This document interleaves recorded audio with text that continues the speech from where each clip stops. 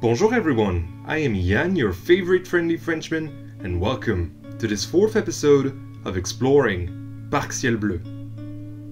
Before we go ride our first coaster, I feel like I should tell the ones who are only joining us today that my intention with this series is to show you as many details in the park as possible and to tell you my inspiration behind them. Now that you've been brought up to speed, let's jump right in.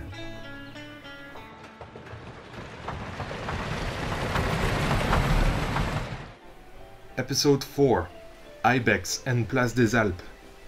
Last week I left you in front of this sign with the names of the rides on Place d'Anton. I decided we'd finally ride our first coaster of the series, Ibex. Ibex was always planned to be one of the highest points in the park, because as you might have realized by now with the name Place des Alpes, or in English Alps, I wanted it to be a wooden mountain that made you feel like you were at the foot of the Alps. We could go there by Chemin de France, but we'll keep that for the next episode and go there by Bord de Rive instead. I don't know if you remember this archway in front of the bistro that I briefly showed you in the first episode of the season, but this is one of the two paths that lead to Place des Alpes. This is actually the last frontier blueprint that I've modified for the park. It was called the Vintage Archway 2, and I don't really have time to show it to you today, but I'm not really proud to have used this one because this might be the only thing in PARC CIEL BLEU that I actually hate. The roses that have fallen on the ground are pretty cool though. Here we are, Place des Alpes. It was designed to be one of the busiest places in the park and could absorb every kind of food and drink needs. Here we have the return of the water refiller that is sprinkled around the park and a building for the Professor Wurst shop. As the Alps are a mountain range that goes through many different European countries, I wanted to represent them as best I could here.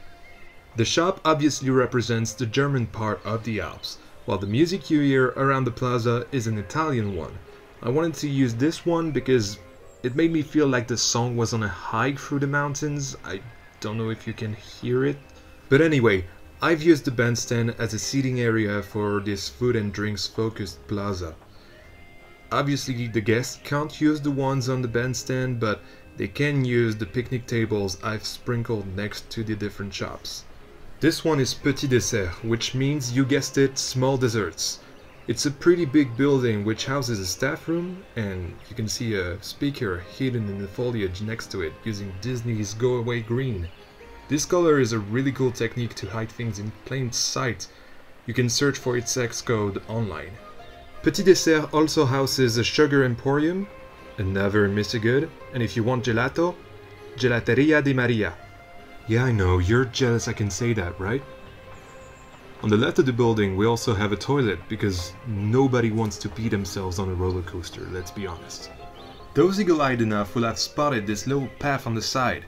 It leads to a backstage eating area for staff because the building also acts as a staff cantina. Here's also our 9-feet crow. This place links both Place des Alpes and Passage du Gévaudan, which we will see in another episode. Right, let's go back to Place des Alpes before you start wanting to see Passage du Gévaudan instead of Ibex.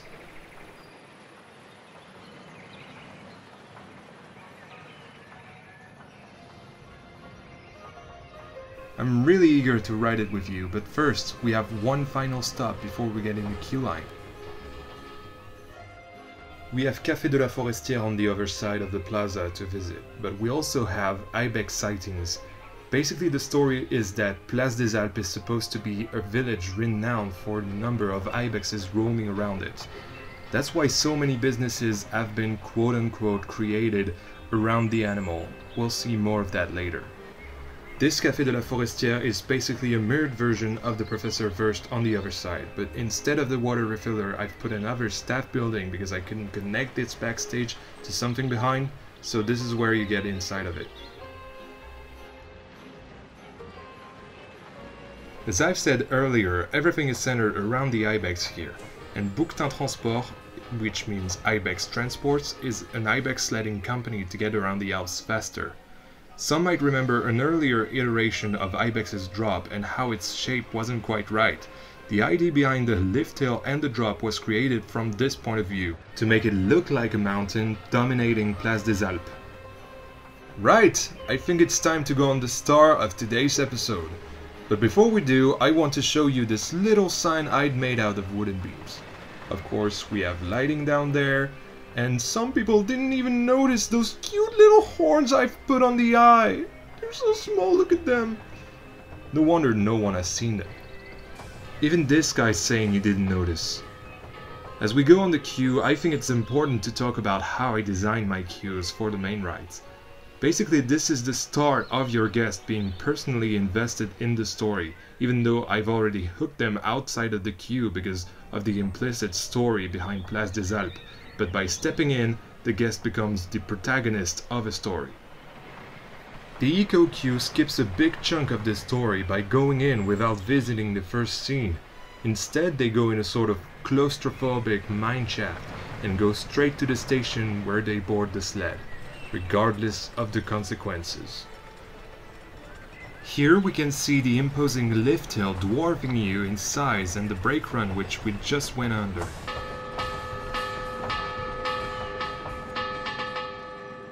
Let's not spoil the fun too much for you.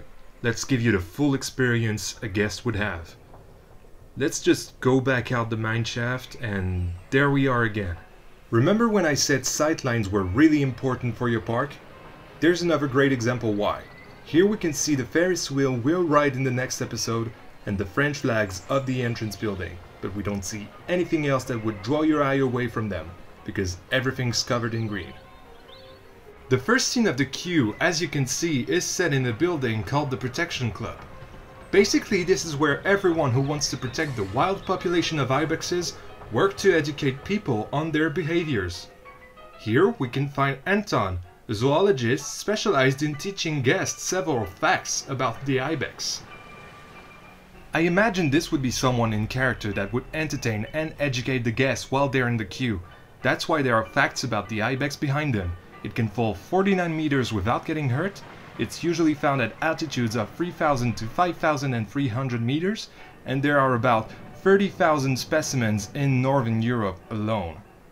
I really wanted this part of the queue to play into the nature side of the park, kind of like how Disney's Animal Kingdom does with Expedition Everest, for example.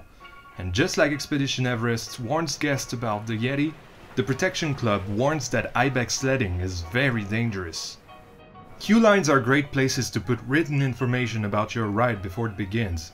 If you're waiting to tell the story on the ride, the player experiencing your park might be less invested in the attraction. Yes, even for unthemed, fully realistic parks, you want the coaster to interact with the queue to hype your guests just like I did there. I may do a series on storytelling in Planet Coaster in the future. We shall see. We're back where the eco queue stopped, and we're on the side of the sled boarding area at Bouquetin Transport.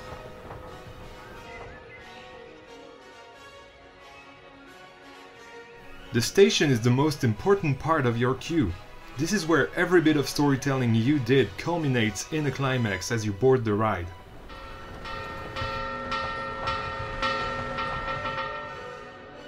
The bell is a nice sound to hype your guests. Every time a train departs or arrives, you're eager to be next, fully ready to go ibex sledding. In addition to the row numbers, I've added several humorous signs like "Do not pull on the ibex's tail" or "Ibex sledding, 42% safe."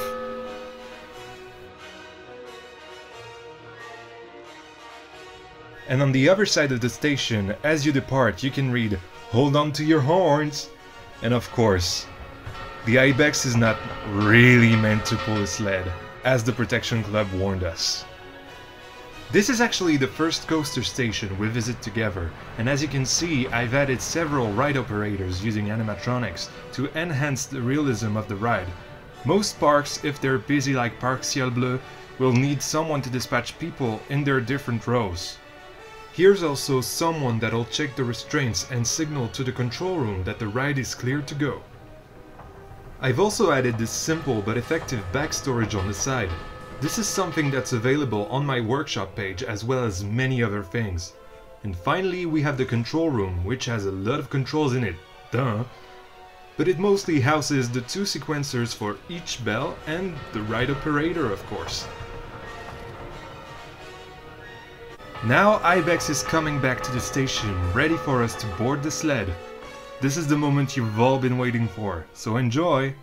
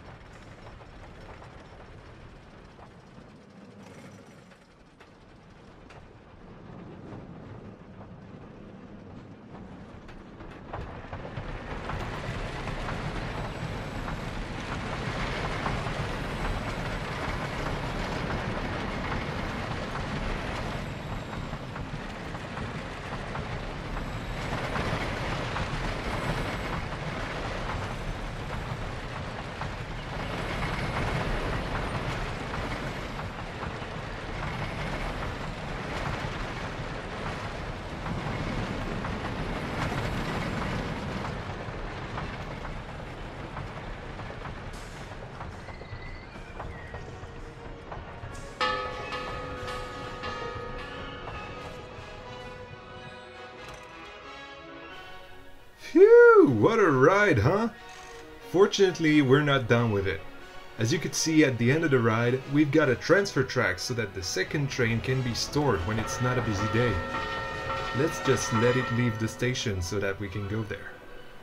The awning basically slides with the track when the switch operates. It's also a great feature that interacts with the queue, and as you can see, the proportions aren't quite right, I gotta admit, but it still looks super cool. And it's a nice thing to see from Place des Alpes before going on the ride or while you're just chilling there. Let's just let the coaster pass by before we go back inside. Oh, and I almost forgot. Here's our 10th hidden crow. We're halfway there already. Let's exit the ride and step outside of the Bouquetin Transport building. By the way, don't underestimate lighting in this game. Especially on signs, they're practically unreadable if they're not lit correctly. And naturally, as a sightline lover, right as you exit the ride, you're immediately greeted by a viewing point to let your emotions calm down for a bit. Or maybe you just love the ride so much that you want to remember you had fun with friends by having your photos sent to your PARC CIEL BLEU app. Well, let's go down to Ibex sightings, they might be able to help.